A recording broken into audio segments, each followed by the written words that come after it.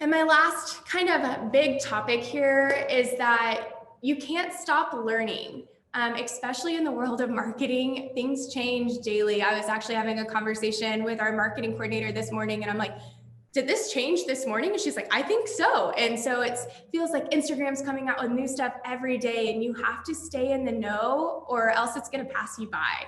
So making that time to educate yourself, whether it's just on industry trends or different things, you have to stay knowledgeable in order to best reach people. So I put some sources here. These are places that I get a lot of great information from. So you can screenshot this slide, or I can send it out later too. Kind of has names of things that you can use that are free resources.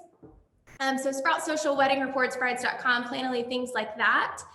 And then making sure your brand and your online presence, like we touched in the beginning, making sure that you are sensitive to what's happening in the world and that you are responding appropriately. 75% of millennials' purchase decisions are influenced by a brand's social media presence.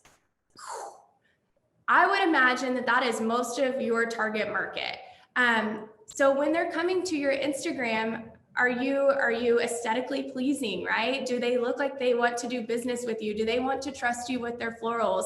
If I saw a sketchy Instagram, most likely not.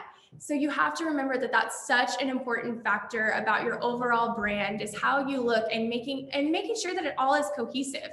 Right? I know that you all know of some brands, they could put out an ad and not even have their logo, and you would know exactly whose ad it is. That's because their branding is so spot on and so recognizable that it's ingrained in you, and I think that that should be everybody's goal, is to be recognized even if your logo is not on something.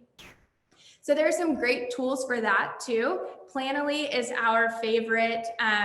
My marketing coordinator and myself use that to plan out the grid and make sure everything looks beautiful, that we're timing things out correctly. That's a great free tool. You can have multiple accounts if you have multiple different Instagram accounts. The preview app also kind of does the same thing. It's on your phone for you. And then the Made app is, I think it's like $10, and it helps you to kind of curate your stories in a more beautiful way.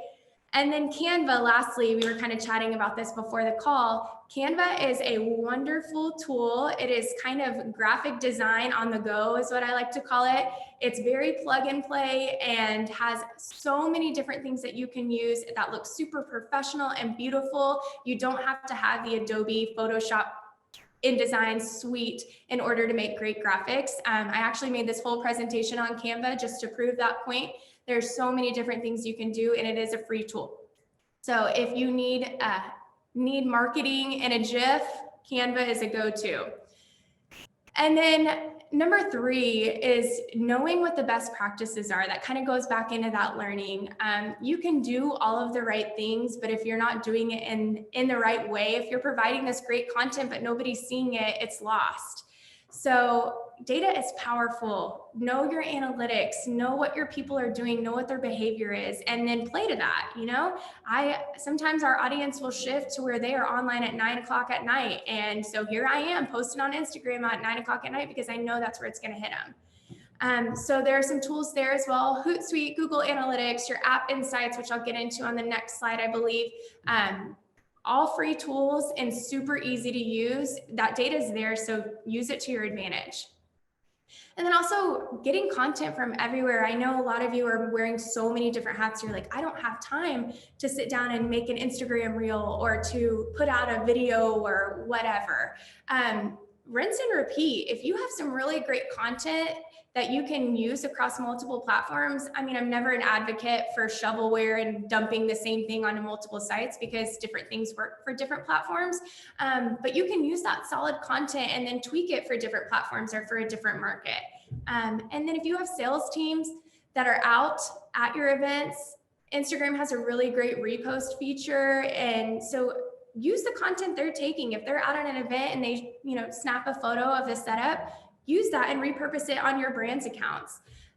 Also collaborations. I'm really thankful in the Austin market the wedding industry is amazing. Everybody's so collaborative and supportive of one another. I know some other markets are not that way, but I just encourage you guys to use one another, collaborate on different styled shoots, cross promote, do Instagram takeovers. There's so much opportunity.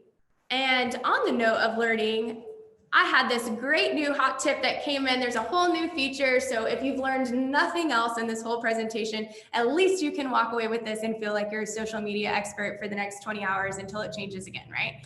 So Instagram came out with new updates to their Explore page. So everybody wants to know, right? How does Instagram work? How does the algorithm work? How is my content showing up?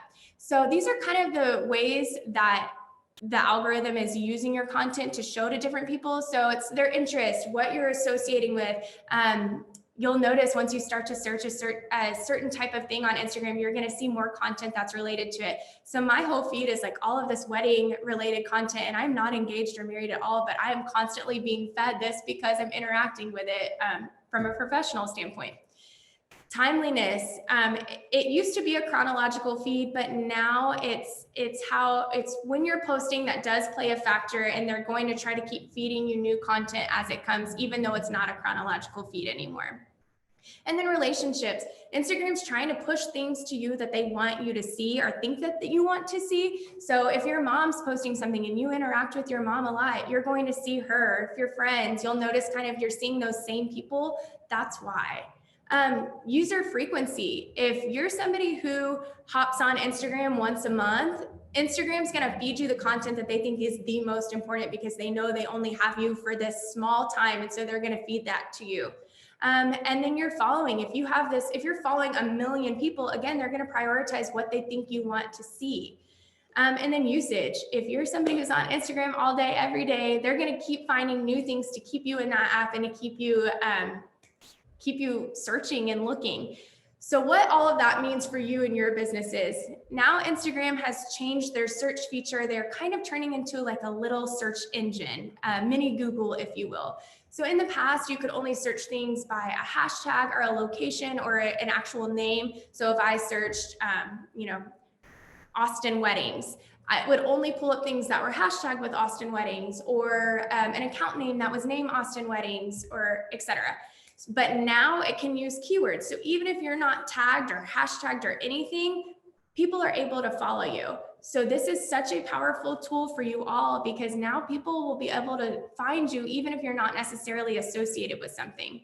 So ways to pull your content into that Explore page and get these followers and get these potential clients. Adding locations, letting them know where you're at. If you're in Austin and I'm an Austin bride, it's going to feed me that because they know that's where I'm looking.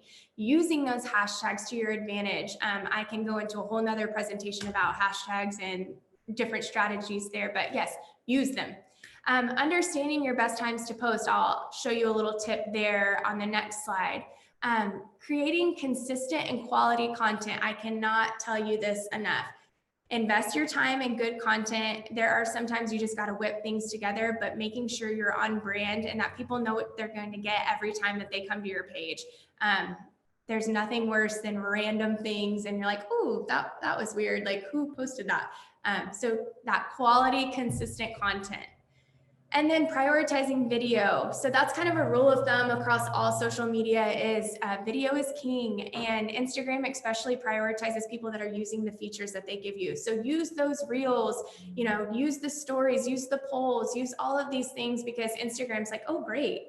They're doing what I want them to do. I'm going to prioritize their content. And optimize your bio with hashtag and keywords. Again, now that this new search tool is here, people would be able to find you. If you say Austin Caterer in your bio, they're able to search you even if you're not hashtagged Austin Caterer or if it's not in your name. And then the most important thing I think is following, engaging with similar brands. So if I'm going and I'm interacting with a bunch of other florists or a bunch of other caterers or just people in that realm, I'm going to show up as relevant to these people who are searching that topic. So don't forget that one, it's huge. So here's a quick little tip, free in your Instagram app. If you have an Instagram business account, you have these analytics at your fingertips. You will go into your profile of your business account and you will click on that Insights button. From there, it will give you your gender, your age range, and then even times where your followers are most likely online, where you're seeing that most interaction, where those eyeballs are on your account. So within 5 seconds, you have access to all of these powerful analytics that can help you decide what content is best and at what times. So again, if nothing else, here's a tip you can take away today.